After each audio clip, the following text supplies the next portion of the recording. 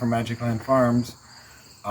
Today I'm going to show you some of our heirloom varieties that we grew for 2022. We have 14 of them here. Some of them didn't quite do too well out in the field, so I didn't bring them up for sale.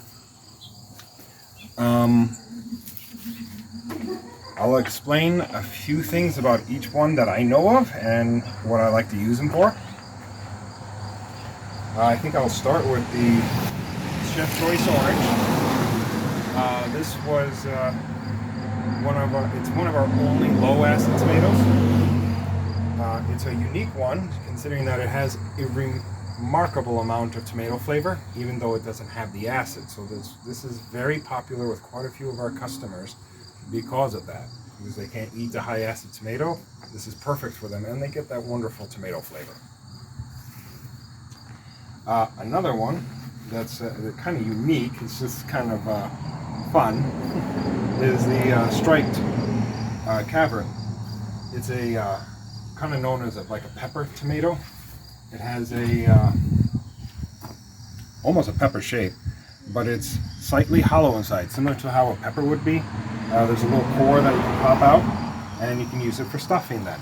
It has relatively thick walls, so it should hold up when roasting. And so you can stuff it with stuff and make little presentations. It's one of the cuter tomatoes.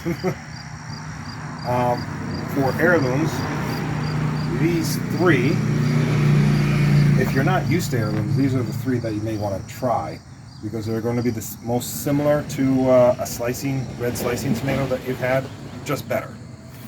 The Mortgage Lifter is a slightly better one, slightly improved one than the Pink Brandywine. They're very similar in taste, and most people won't notice the difference. Just that Mortgage Lifter usually produces slightly better tomatoes, so that's one reason why I grow it. And this one most people know. And the Brandywine Red, that is just a red version of the Brandywine. So if you can't get over the fact that your tomato is pink, then you can just get a red version of it. The Cherokee Green, this is what a lot of people, this one along with the Black Seaman, which is a black tomato.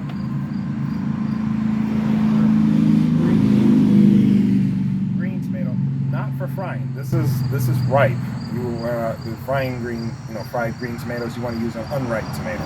These are ready to just eat, put on your hamburger or whatever other tomato sandwich they have. These are what most people would consider what they consider an heirloom, because it has a lot of tomato flavor and the texture that most people are looking for when they think of an heirloom. And these are they're large enough that you can slice them fairly well for hamburgers. The Black Ethiopian is basically, it would be very similar to the Black Seaman in terms of its taste and so forth. It's just slightly smaller. I would classify these like a salad tomato, so you would just like quarter them up and then mix them in the salad. That would be true for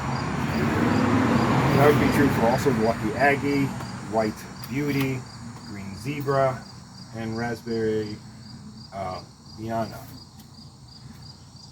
These all are considered salad tomatoes that you would quarter up. You can slice them up and put them on hamburgers, but so can you with the larger ones. These two, the Lucky Aggie and the Raspberry one, they're slightly firmer, and a lot of my customers like that, so they can put them onto kebabs or fast stir fries. They hold up well. They still have that really good strong tomato flavor, but they can hold up in a pan. Fast cooking. Just some quick notes about the salad tomatoes here. This would be a relatively soft, juicy tomato for the Black Ethiopian, firm with good flavor. White Beauty is a very mild tomato flavor. It's like a very delicate. I don't know, it would be one that you would just pretty much want to eat by itself almost, maybe with a few crackers. And then the Green Zebra It's actually one of my employees' favorites. They like to actually put it on in their sandwiches. But this is, a good small salad tomato replacement, and you can easily mix up the colors and make a really beautiful salad that way. The Sunny Boy, this would be what I consider more similar to the slicing tomatoes. Basically, it's a orange or yellow slicing tomato.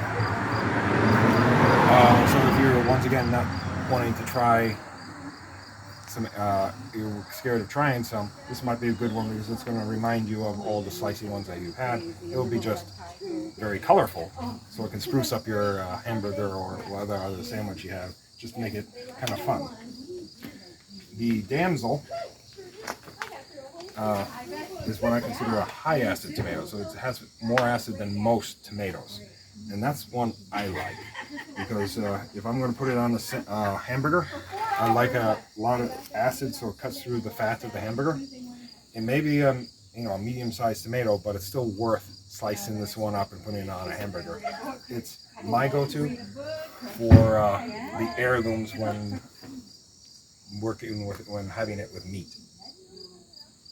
I did want to, before I finish this up, I did want to mention black seaman. If you ever had a purple Cherokee, which is another popular black tomato, I don't know why they call it purple Cherokee when it's a black tomato, but black tomato, purple Cherokee. The only difference between them two is that this one just grows better. This one grows like night and day comparison. I've grown purple Cherokee for 15 years or so, and then I discovered this one, and it's like, wow, I wish that one was there. Yeah, so I hope that inspires you to try out some of these awesome tomatoes. There is a reason why we grow so many varieties, because they all have their unique uses, and I hope that you'll be able to try them out this year. The season for them, we did start, and this is normal for us, we don't start them too early because they do better in the mid-season, so they start ripening around mid-July, and then they go through like mid-September, except for there's a few varieties that I'll just mention, like the Chef Choice, the Rainy White Pink, and the Green Zebra. Their plants are quite disease resistant, so they'll just keep on producing tomatoes pretty much till frost. So those are the ones that might stay here even after mid-September. Well, thank you for watching. I hope that was entertaining for you. Hope to see you down here at Magicland Farms. Bye.